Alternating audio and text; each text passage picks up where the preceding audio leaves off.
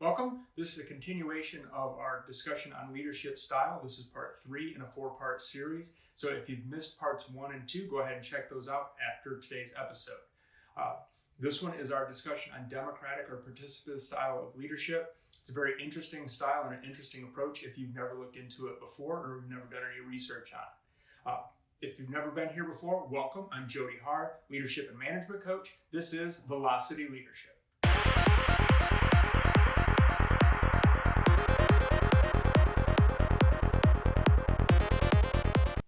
Now, before we dive into today's topic, I want you to go ahead and hit the subscribe button below to stay up to date on all of our latest content.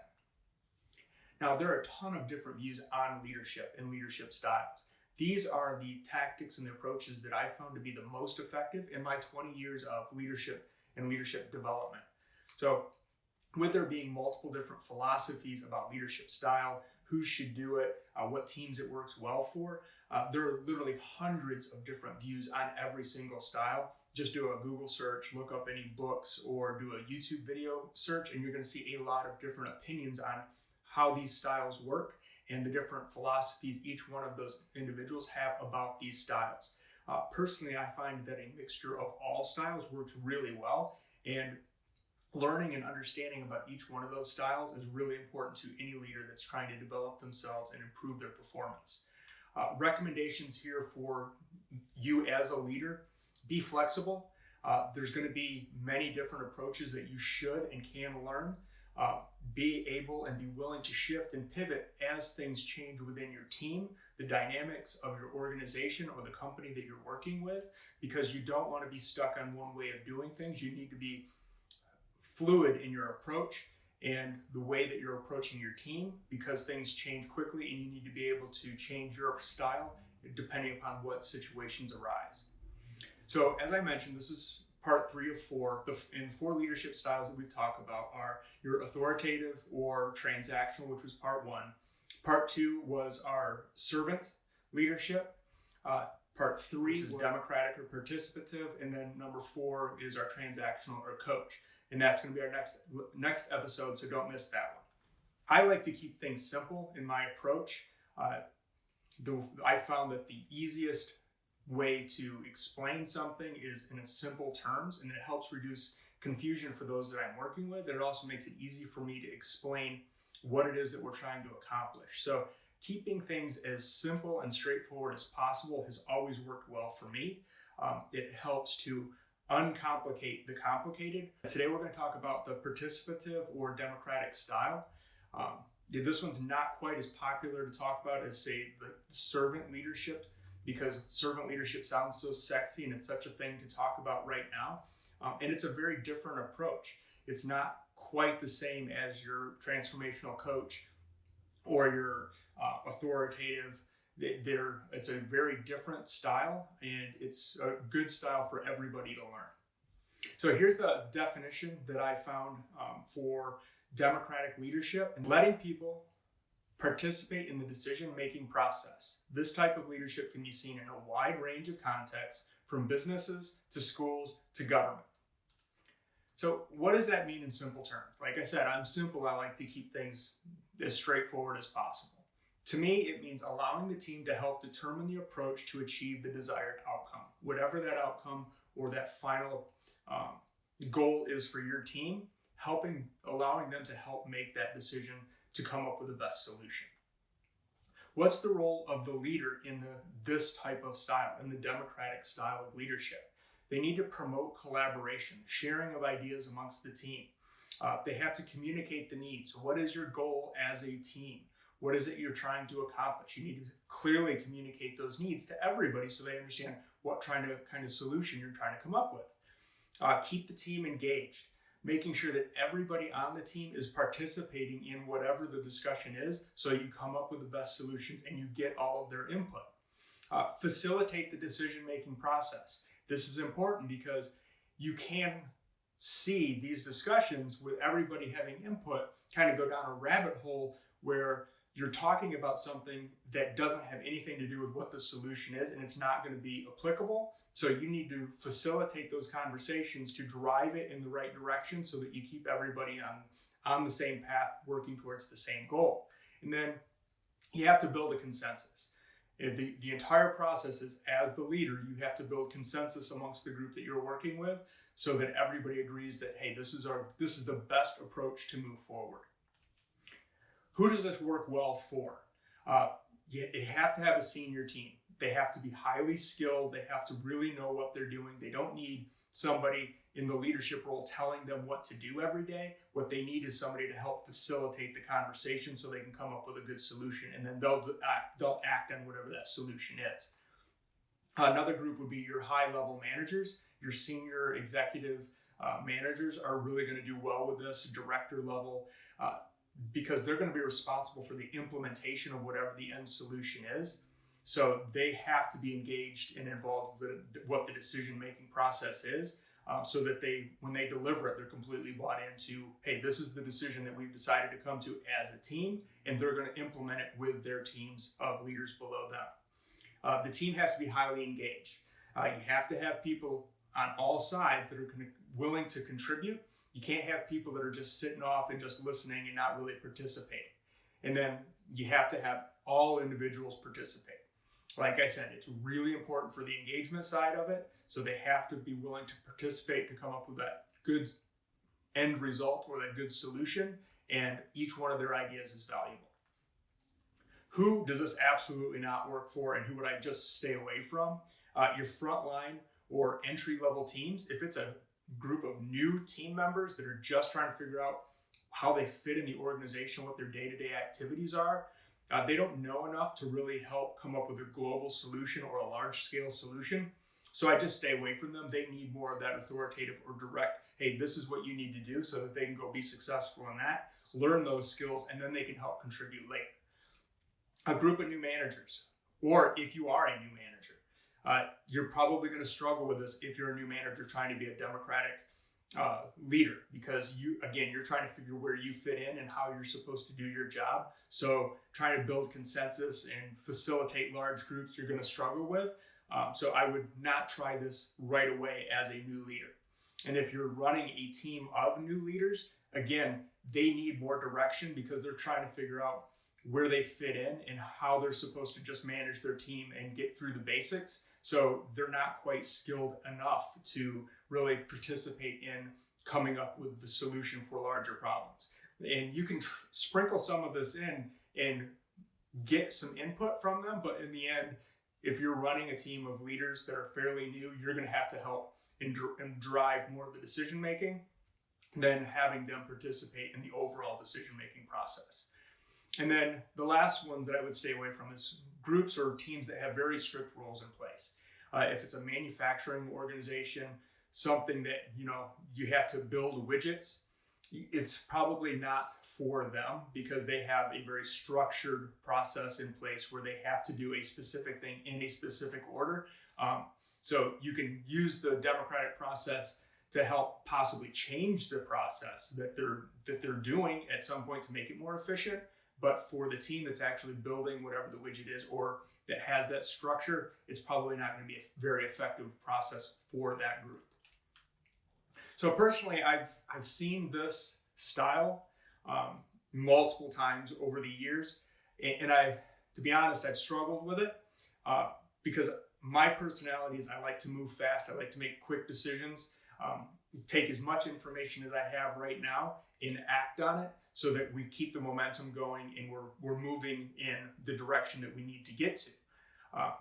And in the corporate world and in the business world in general, you have to make decisions fast in most cases, especially, if you're trying to stay ahead of competition or you're trying to solve customer issues or you're trying to close a sale. You have to make decisions as quickly as possible with the most information that you have. And the democratic process, simply by the nature of trying to build consensus and getting input from so many different people, takes a very long time. It stretches out the decision-making process, and I've seen it take so long that the teams that we're working with to try to make change, because the process took so long in order to develop whatever the solution was, we lost our opportunity. The opportunity to jump on whatever it is that we were trying to do at the time, which was in this example, it was to try to improve productivity. We just lost the opportunity because we missed that window. We took so long trying to build consensus from so many different people that we never made a decision. And by the time we did come up with a decision, it was just too late. So because this process is a very lengthy process, I have struggled with it, and I've seen people struggle with it in the past. Now, on the other hand, this for a high-level strategy session, this works incredibly well. If you've got a long runway and there's time to plan and to implement, this is absolutely the way to go. If you're doing something that's going to be a large-scale project and it's not a super tight timeline, you need to get those higher-level managers and those decision makers in a room to come up with, hey, what's the best approach so that we can solve for as much as possible. You're not going to hit everything, but solve as much as possible, and have all of them contribute, because they all have a knowledge coming from different perspectives that they can add to the discussion to figure out, okay, what is our best solution for this particular problem? And if you do that and you bring all of those people in, you're going to come up with a phenomenal decision to go out there and implement. And since these are the people that are going to be in charge of implementation across your organization or across the team, they have complete ownership of it because they've contributed. They gave you the ideas. They've all agreed that this is the best way to approach it. So by doing that and getting all of their insight from everybody, you can go ahead and you can make sure that you're having the best solution possible, and they're going to go out there and you can be sure that they're going to implement it because, again, they were part of that solution. So there's pros and cons to every leadership style and really to everything that you do in business. The pros on this one, it increases creativity. By adding more people, you're going to get better options to choose from. Depending upon their skill sets, it's going to really help to drive that collaboration because each one of them has a slightly different view on things and a different expertise. They're going to be able to add to that discussion to help really come up with a really incredible idea or solve your problem in the best way. It does help with that collaboration piece to come up with the best decision by having so many skilled people involved.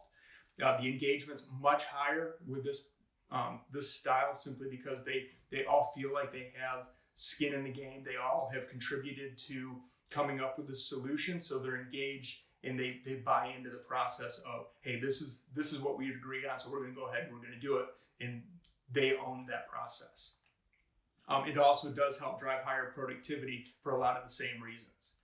So what are the cons? What are the other side of, what works really well? Well, like I mentioned before, it's super time consuming. It's going to take a very long time to come to some type of a decision. So if it's a time of crisis within your organization or within your team, this just doesn't work. You have to make a decision fast if you're in that situation, and building consensus or getting input from multiple people just doesn't work.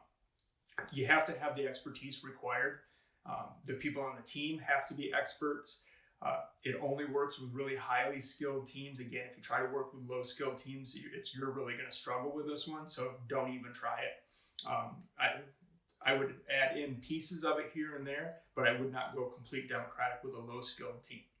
And you have to have participation. People tend to shut down if their ideas are kind of run over or none of their ideas are getting used on a regular basis. They may just shut down and no longer participate in the discussions. And if you notice that you've got people that are shutting down, you may want to take them aside and kind of dig into why it is that they're no longer participating, what's causing them to shut down and kind of retreat inward and no longer be part of that discussion. So there's really some requirements on the leader in order to be successful here. You have to be transparent. You have to have very open communication amongst the team. You have to be able to get input from multiple people and be open to new ideas. If you're somebody who's very closed-minded and thinks that your way is just the only way, you're not going to do well in this. You don't always have to be right. And in this style of leadership, you can't always be right. You can help guide the conversation because that's your job, but you being right is not as important as coming up with the right decision to move forward with whatever the team has decided, whatever the plan is, that's the best for whatever solution you're trying to come up with. So to wrap up, this style works really, really well in the right situation. It's not a super extreme approach. It's not dramatically different than most of the other styles, so it can be added to whatever style you're currently using in small pieces. Test it out, get to know your team, and as you're working through things with your team, if you come up with a problem that you may say, hey, let's try coming up with, a participative group within your team to say, all right, give me suggestions as to what we can do better in facilitating it that way. You can test it out and see how well it works within that team. And you may find that for a particular project, it works really well. It may not work for running everything every day, but on this project, make sure you get the best people on that team and have them all contribute, and they can help you implement it throughout the rest of your organization or the rest of the team. So use the tactics and change your approach when needed in order to help to get the best out of your team. And then absolutely remember, don't get stuck on one approach. Layer each one of these on top of each other until you get the style that works best for you and your team at that moment. And don't forget to be flexible. So that ends up our review of the participative or democratic leadership style. I hope you found this useful, and I hope you found it interesting. What I'd like you to do is go ahead and drop a comment below of what you think of this style, if you've used it in the past, and whether you've had success with it or if you've struggled with it. I'd really like to hear about it. Don't forget to like and subscribe. It does help out the channel, and I really do appreciate it. I'll see you in the next episode. Thanks for coming by. Hey everyone, before you go, I want to tell you about a free resource I have for leaders of any level that are looking to dramatically improve your performance right now. It's called the 30-Day Map to Success, and what I've done is I've taken my 20 years of leadership experience and wrapped it up into an easy-to-use and actionable mind map that allows you to quickly go through, identify tasks, and implement them into your schedule that are going to dramatically improve your performance and the performance of your team. It's available at vldsecrets.com. The link is in the description below this video. So go ahead, click on the link, get your copy today. Like I said, it's totally free and it's great for leaders of any skill level. So what are you waiting for? Get your copy right now, and I'll see you in the next episode. Thanks for stopping by. Have a good one.